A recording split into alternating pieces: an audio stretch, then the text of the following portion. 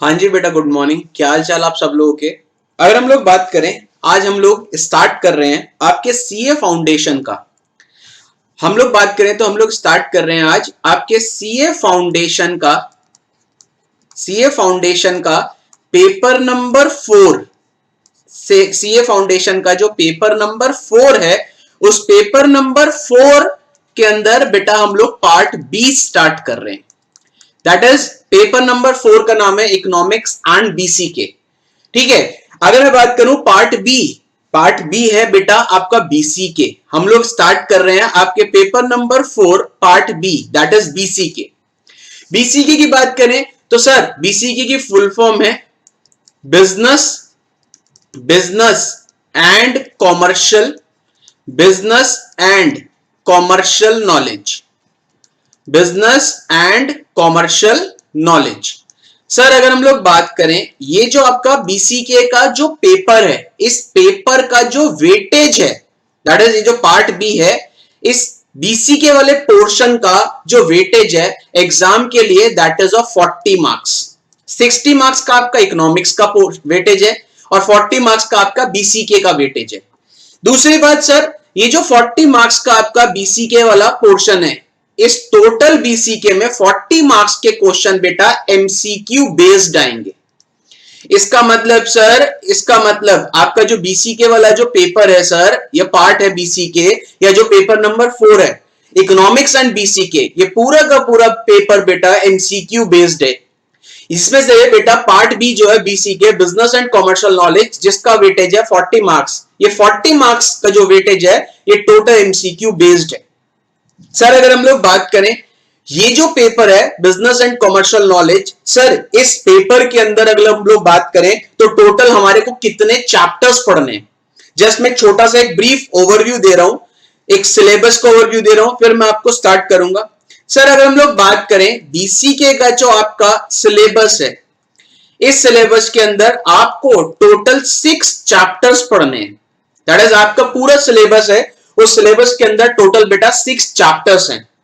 अगर हम लोग बात करें, जो आपका चैप्टर नंबर 1 है, जस्ट मैं नाम लिख रहा हूं आपके सामने, जो आपका जो बेटा चैप्टर नंबर 1 है, इस चैप्टर नंबर 1 का नाम है इंट्रोडक्शन।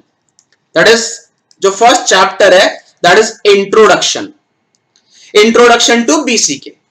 सेकेंड चैप्टर की बात करें, सेकेंड चैप्टर है बेटा आपका, that is business environment, that is the second chapter.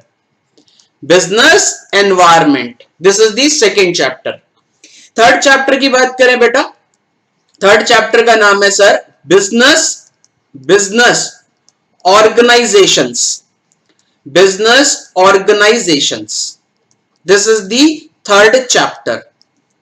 Fourth chapter की बात करें, फोर्थ जो चैप्टर है दैट इज गवर्नमेंट पॉलिसीज। क्या नाम है बेटा? Government policies. फिफ्थ जो चैप्टर है, फिफ्थ चैप्टर है बेटा बिजनेस कह रहा हूं, फिफ्थ चैप्टर का नाम है organisations facilitating, organisations facilitating business, organisation facilitating business. And last जो चैप्टर है आपके सिलेबस में, that is business terminologies, common business terminologies. तो these are the 6 chapters which covers the whole syllabus of your BCK। Sir मैंने आपको पहले ही बता दिया, 40 मार्क्स का आपका बीसीके वाला पोर्शन है जो मैं देख रहा हूं। ठीक है, 40 मार्क्स का जो बीसीके का पोर्शन है, इस पूरे के पूरे बीसीके वाले पोर्शन के अंदर 40 के 40 मार्क्स के आपके एमसीक्यू बेस्ड क्वेश्चन आएंगे। सर अब एक चीज, मैंने आपके सामने कुछ सिलेबस लिखा है, आपके सिलेबस में टोटल बेटा 6 चैप्टर्स हैं जो आपको पढ़ने हैं। ठीक है, अब एक सबसे बड़ा पॉइंट, चैप्टर नंबर जो 3 है बेटा, मैं बिल्कुल प्रैक्टिकल अप्रोच में बात कर रहा हूं, जो आपका चैप्टर नंबर 3 है, इस चैप्टर नंबर 3 के अंदर बेटा, इसके अंदर समझाने लायक कोई चीज नहीं है। दैट इज इसके अंदर बेटा बहुत सारी ऑर्गेनाइजेशंस हैं जिनका कुछ डेटा गिवन है। आपको बेटा पता होना चाहिए उन ऑर्गेनाइजेशन का सीईओ कौन है, सीईओ कौन है, एमडी कौन है, कब वो ऑर्गेनाइजेशन बेटा स्टार्ट हुई थी, कहां पे उसका हेड ऑफिस है, ठीक है, ये कुछ डेटा गिवन है। तो अगर हम लोग बात करें बाकी के रेस्ट ऑफ दी चैप्टर्स बेटा प्योर समझने वाले चैप्टर्स हैं, सिर्फ एक चैप्टर नंबर 3 है जिसमें थोड़ा सा बेटा आपको याद करने की चीजें पड़ेंगी, ठीक है। Rest of the chapters are pure conceptual chapters. अब सर पॉइंट समझे, अब मैं वापस बोल रहा हूं सर, अगर आपको ये एमसीक्यू बेस्ड पेपर में अच्छे मार्क्स स्कोर करने हैं तो बेटा मेन टारगेट क्या रहना चाहिए आपका पढ़ने का, कॉन्सेप्चुअल। दैट इज आपको कॉन्सेप्चुअल अंडरस्टैंडिंग होना जरूरी है। अगर आप बेटा पेपर को रटने की कोशिश करोगे तो आपसे ये एमसीक्यू बेस्ड क्वेश्चन सॉल्व नहीं होंगे, ठीक। तो हमारा जो मेन टारगेट रहेगा क्लास के अंदर पढ़ने का बेटा वो रहेगा कॉन्सेप्चुअल अंडरस्टैंडिंग। अगर मैं बात करूं सर, अगर आप क्रैमिंग पे जाओगे, क्रैमिंग मतलब रट्टाफिकेशन पे जाओगे तो बेटा आप एमसीक्यू सॉल्व नहीं कर पाओगे। Once you understand the concept, अगर आप लोग बेटा कॉन्सेप्ट को समझते हो तो आप इस पेपर में, बिल्कुल वर्स्ट केस की बात कर रहा हूं, आप 40 में से 35 मार्क्स इजीली ला सकते हो। रेस्ट आपके साथ इसी पेपर के साथ 60 मार्क्स का इको है, आप उसमें भी अच्छा स्कोर कर सकते हो। तो हमारा जो पढ़ने का तरीका रहेगा बेटा वो रहेगा कॉन्सेप्चुअल अंडरस्टैंडिंग, मैं रट्टाफिकेशन पे नहीं जाऊंगा, ठीक। रही बात दूसरी, एक बात और, दूसरा पॉइंट सर, आप लोग क्लास के अंदर बेटा, क्लास के अंदर एक रजिस्टर मेंटेन करोगे और मैं क्लास के अंदर बेटा आपको नोटिंग कराऊंगा। नोटिंग का मतलब क्या है सर, हम लोग चैप्टर के अंदर कॉन्सेप्ट पढ़ते रहेंगे और साथ साथ हम लोग नोटिंग भी करते रहेंगे, ठीक है। नोटिंग करने से क्या फायदा होगा सर, थ्योरी है, अगर आप नोटिंग कर रहे हो तो बहुत सारी चीजें आपको बेटा क्या हो जाएंगी, रिटेन हो जाएंगी। तो एक चीज याद रखना सर, आपको एक रजिस्टर मेंटेन करना पड़ेगा और आपको बेटा कहीं ना कहीं नोटिंग करनी पड़ेगी। मेरा मानना यह है कि अगर आप नोटिंग करते हो तो नोटिंग करते टाइम आपको बहुत सारी चीजें क्या हो जाती है बेटा, रिटेन हो जाती हैं। तो हमारा क्या रहेगा पढ़ने का तरीका सर, मैं क्लास के अंदर आपको क्या कराऊंगा बेटा, नोटिंग कराऊंगा। तो आपको एक रजिस्टर मेंटेन करना पड़ेगा और you have to write the notes. Clear है सर। तो दिस इज जस्ट बेसिक चीजें जो स्टार्ट करने से पहले मैंने आपको समझाई है। छोटा सा एक अपना इंट्रोडक्शन दे देता हूं बेटा ब्रीफ में, बिल्कुल। My name is Saurabh Vig, I have completed MCA, masters in computer application in 2005। और अगर मैं बात करूं बेटा, ऑलमोस्ट मुझे 10 साल से ज्यादा हो गए हैं सीए स्टूडेंट्स को पढ़ाते हुए। आपके सीए इंटरमीडिएट, फाउंडेशन के बाद जो नेक्स्ट लेवल है इंटरमीडिएट में बेटा एक पेपर है EIS-SM, वो पेपर में बिल्कुल लास्ट 10 ईयर से, दैट इज ऑलमोस्ट 10 ईयर से ज्यादा हो गए उस पेपर को पढ़ा रहा हूं मैं, ठीक है। दूसरा सीए फाइनल के अंदर भी बेटा एक पेपर है इसका, information system control and audit, वो पेपर भी मैं आपका पढ़ाता हूं। सीए फाउंडेशन के अंदर बेटा, सीए फाउंडेशन के अंदर मैं बीसीके का पोर्शन मैं कंप्लीट कराऊंगा आपका। क्लियर है सर।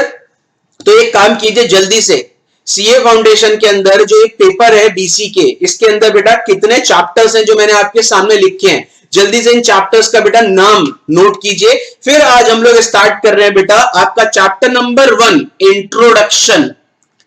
इंट्रोडक्शन टू बीसीके, इससे स्टार्ट कर रहे हैं। लेकिन बेटा इस सिलेबस को, दैट इज इस सब्जेक्ट को स्टार्ट करने से पहले मैं आपको बताऊंगा कि ये subject as a chartered accountant, that is इस सब्जेक्ट का क्या इंपॉर्टेंस है as a chartered accountant, that is importance of BCK for CA. CA के लिए ये सब्जेक्ट का क्या इंपॉर्टेंस है, क्यों हम लोग ये सब्जेक्ट पढ़ रहे हैं, हमारे को क्या बेनिफिट है इस सब्जेक्ट को पढ़ने के बाद। तो सबसे पहले हम लोग वो चीज पढ़ेंगे। क्लियर है। तो जल्दी से काम कीजिए बेटा, अपने जल्दी से नोट कीजिए बेटा आपका सिलेबस के अंदर बेटा टोटल 6 चैप्टर्स हैं। चैप्टर्स के जस्ट नाम नोट कर लीजिए। First one is introduction, second one is business environment, third one is business organisations, fourth one is government policies, fifth one is organisations facilitating business, and last one is common business terminologies. कुछ common terminologies हैं that is कुछ terms हैं business related जिनकी knowledge आपको होनी चाहिए। ठीक, this is what the chapter of BCK. ठीक, अगर हम लोग बात करें, अब हम लोग स्टार्ट करें आपके चैप्टर नंबर 1 से। सर अगर हम लोग बात करें आपका जो चैप्टर नंबर 1 है, इस चैप्टर नंबर 1 का नाम है इंट्रोडक्शन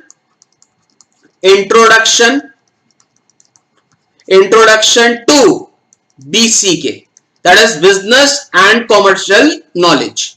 अगर मैं बात करूं सर इस चैप्टर के अंदर हमें क्या क्या पढ़ना है, सबसे पहले बेटा मैं उसका एक चार्ट बना रहा हूं।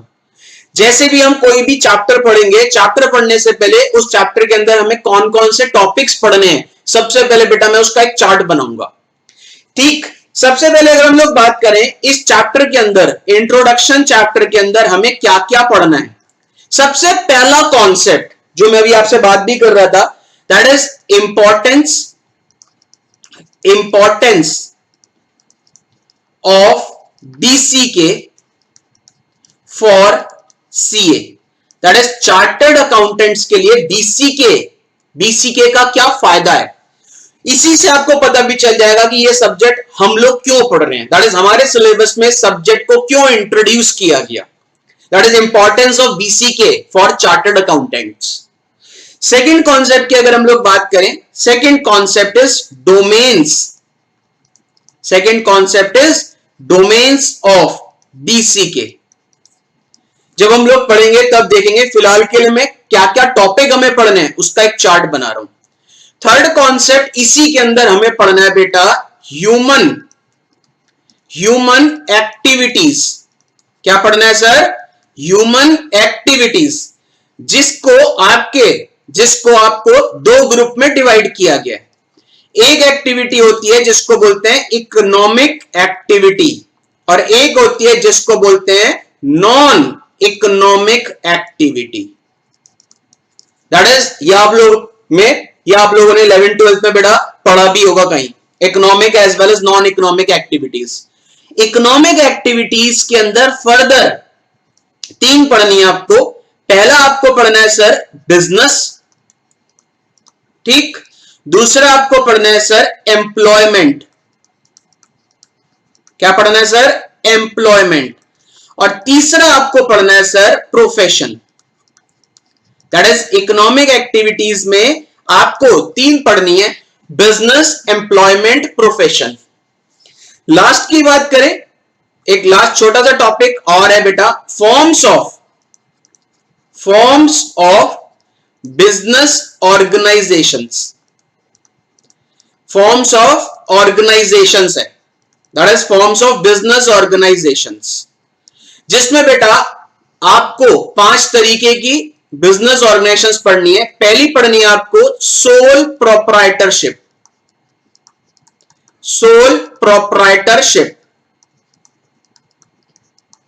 ठीक। सेकंड आपको इसी के अंदर पढ़ना है HUF। HUF की फुल फॉर्म होती है हिंदू अनडिवाइडेड फैमिली, ठीक।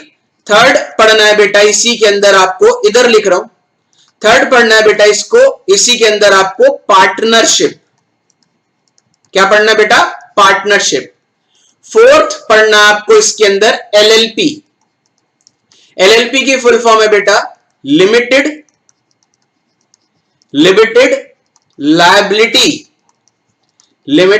Liability partnership. क्या बोलते हैं इसको? Limited liability partnership. और लास्ट इसी के अंदर आपको पढ़ना है, इधर लिख रहा हूं बेटा कंपनी। लास्ट पढ़ना है बेटा कंपनी। LLP की फुल फॉर्म इधर लिखिए, और लास्ट आपको पढ़ना है बेटा कंपनी।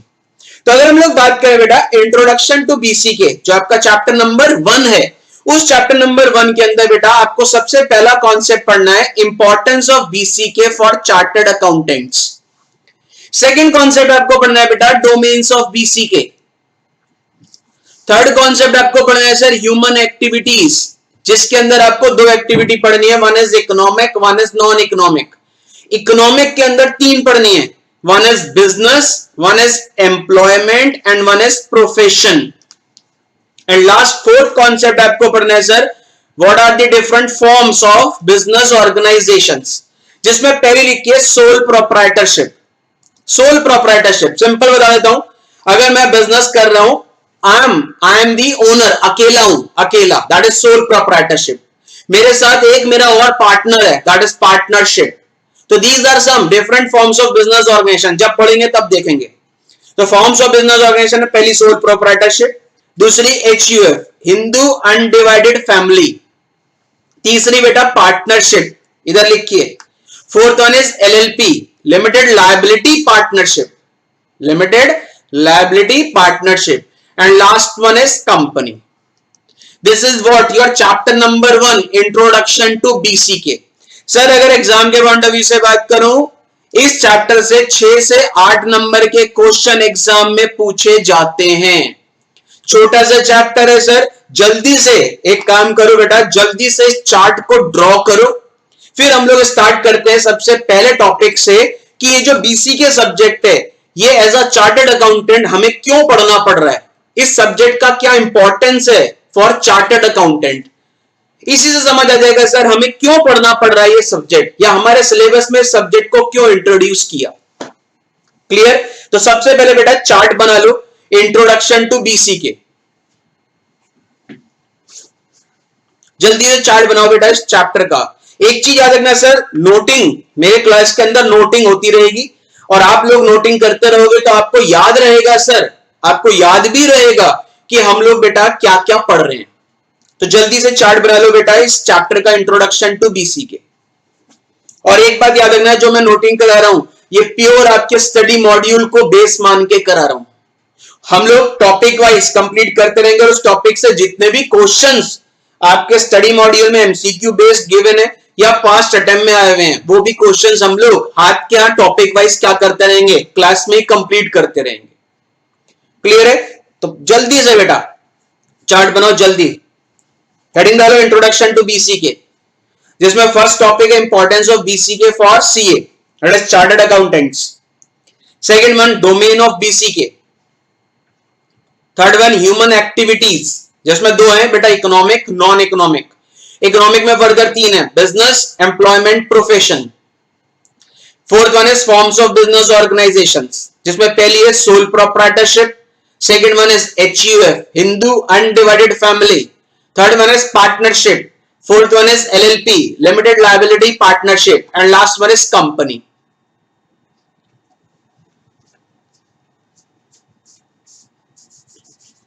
हो गया सर? अरे हो गया मालिक. तो अगर हम लोग बात करें, स्टार्ट कर रहे हैं सबसे पहले चैप्टर नंबर 1 का topic number 1, importance of BCK for chartered accountants. सबसे पहले हम लोग टॉपिक देखते हैं sir, importance of BCK for chartered accountant. या ये सोच लो सर, हम लोग इस सब्जेक्ट को क्यों पढ़ रहे हैं, इस सब्जेक्ट का क्या फायदा है, हम लोग क्यों पढ़ रहे हैं, या हमारे सिलेबस में इस सब्जेक्ट को क्यों इंट्रोड्यूस किया गया. बेटा एक चीज याद रखना, CA बनने के बाद आपके बहुत सारे रोल्स हैं. मैं आपको उन रोल्स में से कुछ रोल्स लिख रहा हूं. CA बनने के बाद आपका सबसे मेजर रोल है बेटा क्या करना, सबसे मेजर रोल है अकाउंटिंग करना. और अकाउंटिंग के साथ साथ बेटा एक और मेजर रोल आता है बेटा ऑडिट करना. दैट इज CA बनने के बाद आपका सबसे मेजर रोल है बेटा ऑडिटिंग. सर ऑडिटिंग का मतलब क्या है? ऑडिटिंग का सिंपल सा मतलब है बेटा चेकिंग. ऑडिटिंग का सिंपल सा मतलब है बेटा चेकिंग करना. और चेकिंग भी किस चीज की करना बेटा, जो भी फाइनेंशियल स्टेटमेंट्स हैं, जो भी फाइनेंशियल स्टेटमेंट्स हैं, उन फाइनेंशियल स्टेटमेंट्स की चेकिंग करना. दैट इज बिजनेस के अंदर जो भी फाइनेंशियल स्टेटमेंट्स हैं, वो स्टेटमेंट्स सही बनी है या नहीं बनी, उनमें कोई फ्रॉड तो नहीं है, उन चीज को क्या करना, उन चीज को ढूंढना, उन चीज को चेक करना. अब प्रैक्टिकली बात करो, मेजर रोल क्या निकल के आ रहा है, accounting as well as auditing. ठीक. अब प्रैक्टिकली एक चीज सोचो सर, अब मुझे बताओ सर, अब मैं बोल रहा हूं सर, एक एग्जांपल लेते हैं। मैं बोल रहा हूं बेटा एक होटल है, इस होटल के बेटा, इस होटल के अंदर आपको इस होटल की फाइनेंशियल स्टेटमेंट्स का क्या करना है, ऑडिट करना है। ठीक है, तो आप लोग बेटा जब तक आपको बिजनेस के न्यूएंसेस का मतलब है जब तक आपको बेटा बिजनेस की बारीकियां नहीं पता होंगी, तब तक बेटा आप क्या नहीं परफॉर्म कर पाओगे, ऑडिट परफॉर्म नहीं कर पाओगे।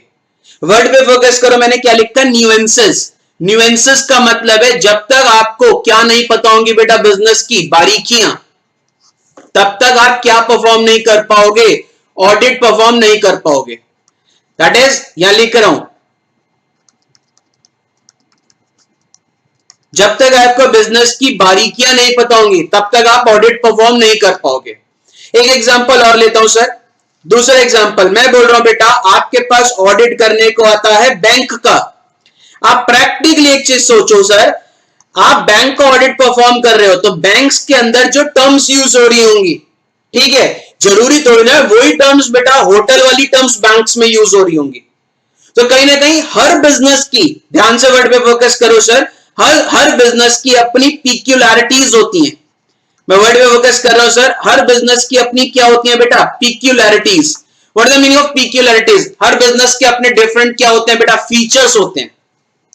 हर बिजनेस के अपने डिफरेंट क्या होते हैं बेटा, फीचर्स होते हैं, जिनको हम लोग क्या बोलते हैं, पिक्यूलैरिटीज। जब तक आपको बिजनेस की टर्मिनोलॉजीज, बिजनेस के न्यूएंसेस नहीं पता होंगे, तब तक आप डिलीजेंटली, वर्ड पे फोकस कर लो बेटा, तब तक आप डिलीजेंटली क्या परफॉर्म नहीं कर पाओगे बेटा, ऑडिट परफॉर्म नहीं कर पाओगे।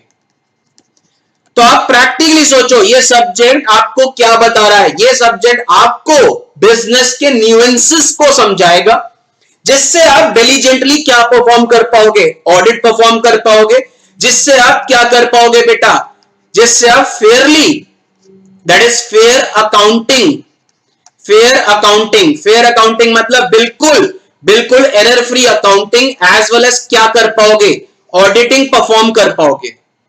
बिकॉज कहीं ना कहीं एक वर्ड बोला गया है, chartered accountants are the custodian. Word पे फोकस करो, मैं क्या लिख रहा हूं, chartered accountants are the custodians of nation resources. Word पे फोकस करो, क्या लिख रहा हूं, chartered accountants are the custodian of nation resources. मुझे बताओ ना, आप लोगों की रिस्पॉन्सिबिलिटी है कि जो भी रिसोर्सेज बिजनेस में लगी हुई हैं, उन रिसोर्सेज का प्रॉपर क्या हो, यूटिलाइजेशन हो, वो रिसोर्सेज का कहीं मिसयूज ना हो, कोई फ्रॉड ना हो। ठीक है, तो जब तक आपको बिजनेस की क्या नहीं पता होंगी बेटा, न्यूएंसेस नहीं पता होंगी, तब तक आप बेटा डिलीजेंटली ऑडिट परफॉर्म नहीं कर पाओगे। और हर बिजनेस के अपने डिफरेंट क्या होता है बेटा, फीचर्स होते हैं, जिसको क्या बोलते हैं, पिक्यूलैरिटीज। तो ये सब्जेक्ट आपको डिफरेंट बिजनेस के अंदर जो भी डिफरेंट पिक्यूलैरिटीज हैं वो समझाएगा, बिजनेस के न्यूएंसेस को समझाएगा, जिसकी वजह से आप diligently as well as fairly अपनी ऑडिटिंग क्या कर पाओगे, परफॉर्म कर पाओगे। तो प्रैक्टिकली सोचो, अगर डिलीजेंटली और फेयरली आपको ऑडिट परफॉर्म करना है तो आपको बिजनेस की क्या पता होने चाहिए, न्यूएंसेस पता होने चाहिए। तो ये सब्जेक्ट आपको बेटा अवेयर कर रहा है nuances of business, as well as आपको क्या बना रहा है बेटा, रिस्पॉन्सिव बना रहा है कि आप इन फ्यूचर किसी भी तरीके का बिजनेस आता है तो उस बिजनेस को डिलीजेंटली एंड फेयरली उस बिजनेस का क्या परफॉर्म कर पाओ, ऑडिट परफॉर्म कर पाओ। बिकॉज कहीं ना कहीं बेटा, कहीं ना कहीं आप प्रैक्टिकली सोचो ना, आपकी रिस्पॉन्सिबिलिटी है कि जो भी रिसोर्सेज बिजनेस में लगी हुई हैं, उन रिसोर्सेज का क्या ना हो, मिसयूज ना हो। तो आप डिलीजेंटली और फेयरली अकाउंटिंग और ऑडिटिंग तभी परफॉर्म कर पाओगे जब आपको बेटा क्या पता होंगे, बिजनेस के न्यूएंसेस पता होंगे, बारीकियां पता होंगी। तो ये सब्जेक्ट आपको बेटा मोर अवेयर और मोर रिस्पॉन्सिव बनाता है। That is the reason, that is the importance of BCK for chartered accountant. तो अगर मैं सिंपल वर्ड्स में बात करूं, chartered accountants are the custodians of nation resources, that is they are responsible for they are responsible for fair accounting and auditing. ठीक है, आगे वापस आते हैं सर, वापस वर्ड में फोकस करो। Chartered accountants are the custodians of nation resources, that is they are responsible for fair accounting as well as auditing. Next line, the CA shall conduct audit, the CA shall be able to conduct audit diligently only when they understand the nuances of business। Line को समझो मैंने क्या बोला, the CA shall be able to conduct audit only when they understand the nuances of business। तो BCK is likely, that is BCK is most likely to prepare या aware chartered accountant कि वो nuances को समझे और diligently and Fairlie क्या perform कर पाए, ऑडिट परफॉर्म कर पाए। तो this is what the importance of BCK for chartered accountants. Clear है सर जो मैंने आपको समझाया? तो एक काम करो बेटा, जो इंपॉर्टेंस ऑफ बीसीके इसको शॉर्ट में मैं आपको जो बोल रहा हूं इसको लिख लो, जिससे इन फ्यूचर आपको पता होना चाहिए कि ये सब्जेक्ट हमारे लिए क्या इंपॉर्टेंस है। तो हेडिंग डाल लो, importance of BCK for chartered accountants, short form में लिख लो सीए। ठीक, लिखो इसके अंदर, CA are the custodians of nations resources, CA are the custodians of nations resources, that is CA are the custodians of nations resources, that is they are responsible for fair accounting, that is they are responsible for fair accounting as well as auditing। Chartered accountant, that is CA, are the custodians of nation's resources, that is they are responsible for fair accounting and auditing, full stop। next line से लिखो, the CA shall be able to conduct, कब conduct कर पाएगा वो diligently audit, जब उसको क्या पता होंगे बिजनेस के न्यूएंसेस। तो नेक्स्ट लाइन से लिखो, the CA shall be able to conduct audit diligently, the CA shall be able to conduct audit diligently only when they understand the nuances of business. The CA shall be able to conduct audit diligently only when they understand the nuances of business। The CA shall be able to conduct audit diligently only when they understand the nuances of business whose accounts they prepare or audit। जिस business का account वो बना रहा है या उसका audit कर रहा है, उसको डिलीजेंटली कब कर पाएगा, जब उस बिजनेस के क्या पता होंगे उसको न्यूएंसेस। तो लाइन लिखिए बेटा, CA shall be able to conduct audit diligently only when they understand the nuances of business whose account they prepare और ऑडिट, फुल स्टॉप। और वो ये चीज कब समझ पाएगा, जब वो बेटा ये सब्जेक्ट पढ़ेगा। तो लास्ट लाइन में ये लिखा है, BCK, फुल स्टॉप के नेक्स्ट लाइन से लिखो, BCK is likely to make them more aware and responsive। Means उनको अवेयर कराएगा ये सब्जेक्ट, किसको बेटा, चार्टर्ड अकाउंटेंट को अवेयर कराएगा कि वो न्यूएंसेस को समझ पाए और इमीडिएटली रिस्पॉन्ड कर पाए। BCK is likely to make them more aware and responsive। BCK is likely to make them more aware and responsive। तो this is what the importance of BCK for chartered accountants। वो diligently तभी audit perform कर पाएगा जब बेटा उसको क्या पता होंगे बिजनेस के न्यूएंसेस। न्यूएंसेस का मतलब होता है बारीकियां, बिकॉज कहीं ना कहीं chartered accountant are the custodians of nation resources. Chartered accountant की रिस्पॉन्सिबिलिटी है कि जो भी रिसोर्सेज बिजनेस में लगे हुए हैं उनका प्रॉपर क्या हो, यूटिलाइजेशन हो। तो ये सब्जेक्ट उनको अवेयर करेगा, रिस्पॉन्सिव बनाएगा कि वो डिलीजेंटली और फेयरली क्या कर पाए, accounting as well as auditing कर पाए बिजनेस की। तो this is what your importance of BCK for chartered account.